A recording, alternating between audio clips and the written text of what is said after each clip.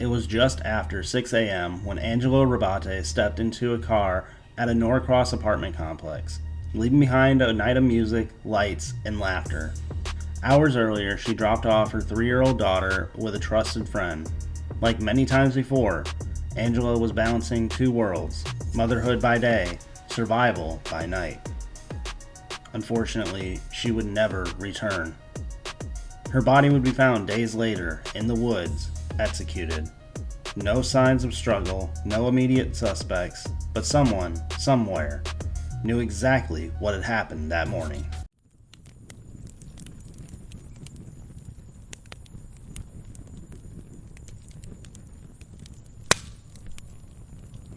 Welcome back to Far From Fiction, the true crime series from the Friday Night Campfire stories, where we explore the darkest corners of real life that often feel too terrifying to be real, but they are. I'm Rob, and I'll be your host for this evening, and tonight's case is one of heartbreak, betrayal, and a brutal finality. But first, if you're new here and you haven't hit that subscribe button, I recommend doing that. I'm trying to get to 1,000 subscribers by the end of August, but I definitely need your help to get there. I make weekly true crime videos that you will not want to miss. Also, my new book, The Hollow Season, is coming out in just a couple days on August 1st. It is a horror anthology with 6 terrifying stories that'll be sure to keep you scared long after you finish the final page. It'll be available on Amazon this Friday, so be sure to pick up a copy. But tonight we dive into a heartbreaking true crime case. This is the story of Angela Rabotte, a young mother working in the Atlanta nightlife scene, doing whatever it takes to provide for her daughter. But one night, after what seemed just like another party, Angela vanished. What followed was a disturbing trail of lies, silence, and ultimately justice. So get comfortable, dim the lights. This is the case of Angela Rabotte. Before the headlines, before the police reports, there was just Angela. A 26-year-old woman from Norcross, Georgia, a single mother raising a beautiful 3-year-old daughter, the light of her life. Friends say Angela was smart, ambitious, and unapologetically herself. She had a vibrant energy and a magnetic presence, the kind of woman who made you feel like you'd known her forever. But Angela also carried the weight of reality. Bills don't wait, kids don't feed themselves, and in the city of Atlanta, where the nightlight shines bright and fast money flows after dark, Angela found a way to make her ends meet. She was a dancer, known in the clubs as Climax. Working late, enduring long hours, unwanted attention, and constant need to keep her guard up. It wasn't easy, but it paid the rent, it filled the fridge, and most importantly, it kept her daughter cared for. Her ex-boyfriend Daryl described her as a fighter, a woman who did what she had to do to survive, always putting her little girl first. But even the strongest fighters couldn't see what was coming next. March 28, 2014. It was a Friday night in Atlanta. Angela dropped her daughter off with a trusted friend. That part was routine. She had plans that night. She was scheduled to be at a party in Midtown. Music, dancing, the usual energy that pulsed through the city's nightlife. But something about this night would be different, because Angela never came back. The party had wound down in the early morning. Witnesses say Angela left around 6 a.m. from Steeplechase Apartments in Norcross, Georgia. She was seen getting into a car, calm, alert, possibly even joking around. And then, nothing. Her phone had stopped responding, she had missed a shift, and she never picked her daughter up. Her friends, those who were at the party, started to panic. They agreed that Angela wasn't the type to just go off the grid. Within hours, calls were made, messages were unanswered, and by the next day, a growing sense of dread took over. Angela was missing. Her friends and family organized search efforts across Norcross and beyond. Flyers went up, social media lit up with photos of her bright eyes, her smile, pleas for any information. One of the people who joined the search effort was a man named Charles Outlaw. At the time, he was just a concerned friend. But that wouldn't last. For days, Angela's friends and family searched. They combed wooded areas, checked with hospitals, and begged for answers. Her ex-boyfriend Daryl Campbell, father of her daughter, joined the search. So did her mother Judy, who never stopped believing that something was deeply wrong. Angela wasn't reckless. She didn't just vanish. The searcher that I brought up earlier, Charles Outlaw, had actually told police that he was the one that had dropped Angela off near her girlfriend's apartment that morning she had disappeared. Outlaw had said that she had a weapon on her, and when he came back to the car, she was just gone. Police took his statement. For now, he was just one of many people trying to help. But Angela's mother wasn't convinced. Then on April 3rd, 2014, 5 days after Angela vanished, surveyors working near Lilburn Industrial Way made a grisly discovery. In a wooded area, less than 30 minutes from where she was last seen, Angela's body was found. She had been shot once in the back of the head. No signs of a struggle, no attempt to hide the body, no answers. The area was quiet, a place people pass every day without a second thought. Now, it was a crime scene. The woman that had lived 2 lives to protect and provide for her child was gone, and someone had made sure that she would never come back. On April 1st, 2014, just 2 days after Angela vanished, and 2 days before her body would be discovered, police made an unrelated arrest. Charles Thomas Outlaw Jr., a man who had given a statement during Angela's missing person investigation, was taken into custody. But not for Angela. Outlaw had been picked up on drug-related charges, including cocaine possession and a probation violation from a prior conviction. At that moment, his connection to Angela's disappearance was unclear, though detectives have quietly taken interest in the inconsistencies of his story. Still, no one knew how deep that connection would go. Born and raised in Georgia, Charles was a familiar face to many in Angela's life. The two had actually known each other for years. They were childhood friends who had recently reconnected as adults. Those who knew him described him as charming, street smart, and confident. But under the surface, Outlaw had a darker past.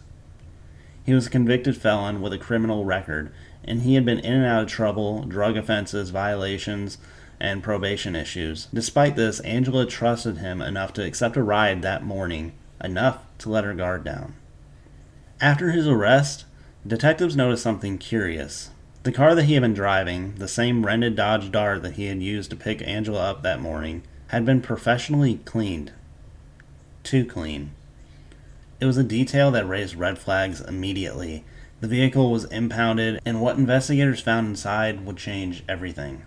When investigators opened the Dodge Dart rental car that Charles Outlaw had been driving the night that Angela vanished, they expected something, maybe a piece of her hair, maybe a forgotten earring.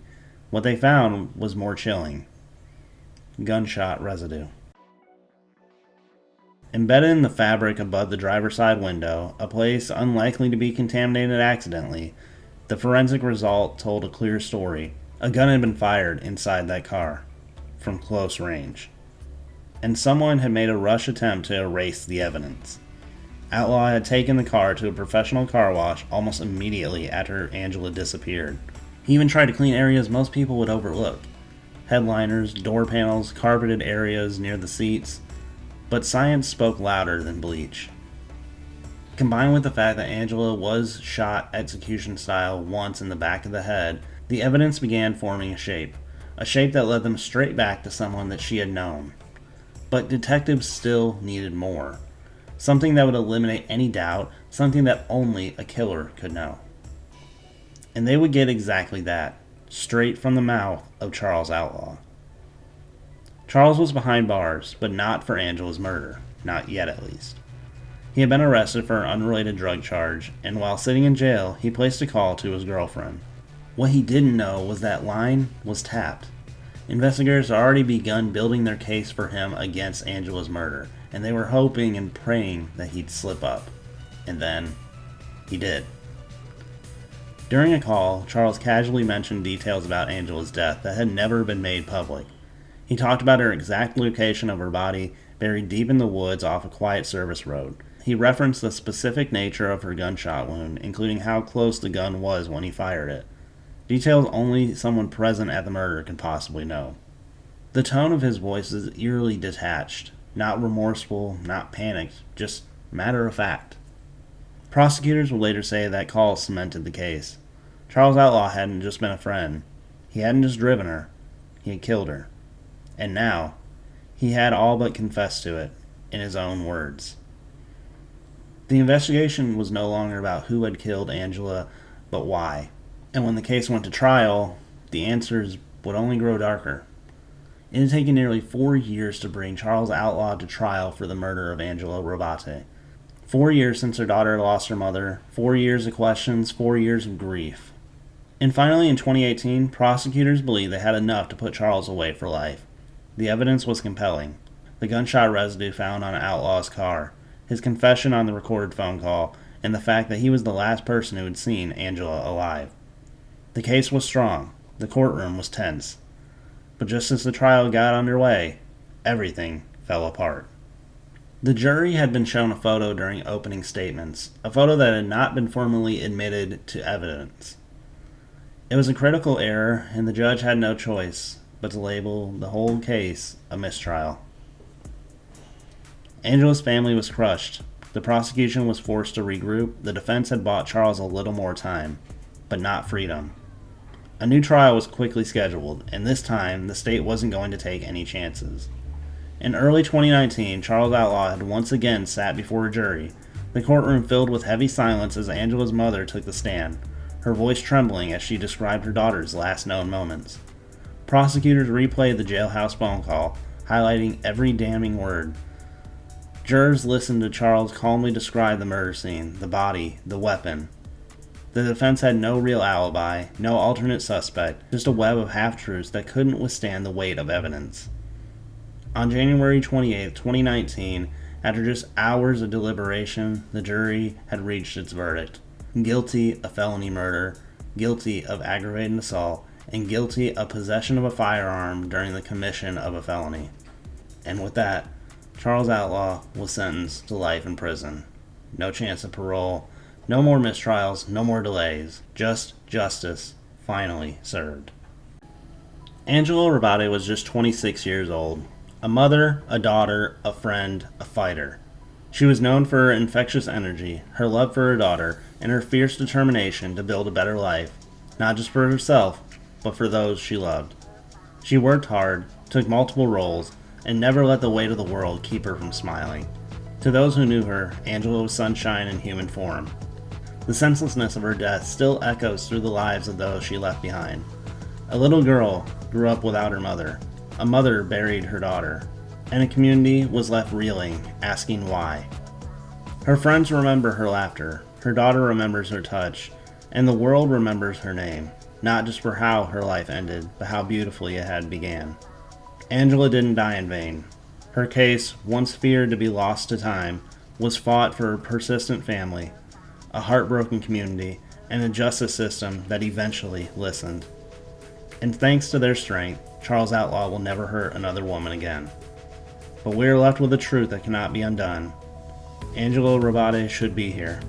Her story is a reminder of the darkness that can hide in familiar faces, and the power of a community that refuses to forget.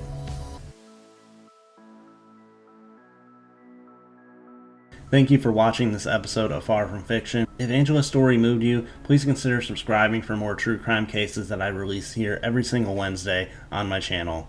And as I stated at the beginning of the video, my newest book, The Hollow Season, comes out on Friday. It would be an honor if you would pick it up if you're an avid reader. It is filled with 6 terrifying horror stories that I think that you will absolutely enjoy. So if you feel moved to, then definitely pick up a copy this Friday on Amazon. And that is going to do it for tonight. And always remember, not all monsters live in the shadows. Some wear the faces of people you trust the most. As always, thank you for spending a little bit of your evening here with me.